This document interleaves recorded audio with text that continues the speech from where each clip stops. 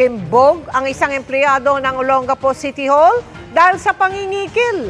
Banta umano ng suspect sa isang negosyante, hindi siya bibigyan ng building permit kung hindi kukunin ang serbisyo ng nirereto niyang kumpanya. Nakatutok si Dano Tingkungko.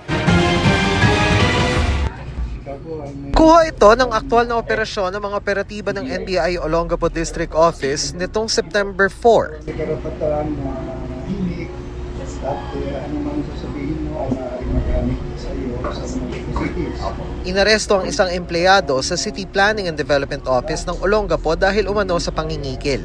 Ayon sa NBI, nagugat ang operasyon sa reklamo ng isang negosyante matapos daw siyang sabihan ng suspect at isang kasamahan nito na ide-deny ang application niya para sa building permit kung hindi niya pipiliin ang manok nilang private architectural and engineering company para sa building design, electrical at plumbing.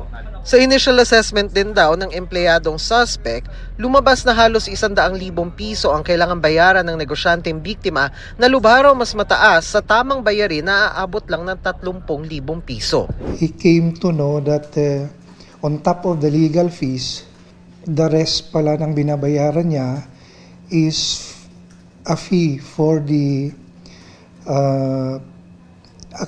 architectural and engineering firm. Dagdag pa ng NBI, ipiprint na raw ng suspect ang quotation mula sa architectural firm na inaalok niya sa negosyante nang arestuhin siya.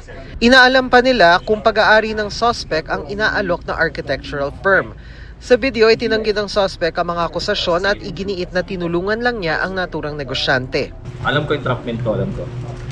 Okay, si Sir siya po yung nagpapatulong sa amin na gawin po yung requirements for building permit. Lahat po nung perang inan niya sa akin is meron pong pagpupuntahan. Yun po yung resibo ng permit tsaka po lahat ng babayaran ng city.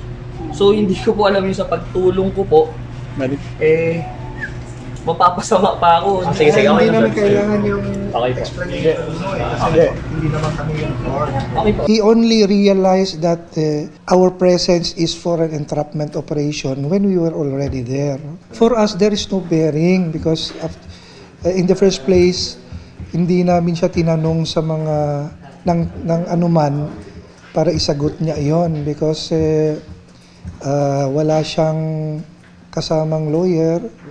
Kaya hindi namin, diniscourage namin na wag na muna siyang magsalita. Ininquest na ang suspect sa reklamong robbery, extortion, paglabag sa Anti-Graft and Corrupt Practices Act, pati paglabag sa Code of Conduct and Ethical Standards for Public Officials and Employees. Pero ayon sa NBI, nagpiyansa ito nito lang Sabado. Samantala, sasampahan ng kapareho ngunit hiwalay na reklamo sa piskal ang kasamahan ng suspect. Yung kasama niya, siya yung inspector ng mga nag-o-open ng businesses at siya rin ang unang makikipag-negotiate sa mga businessmen.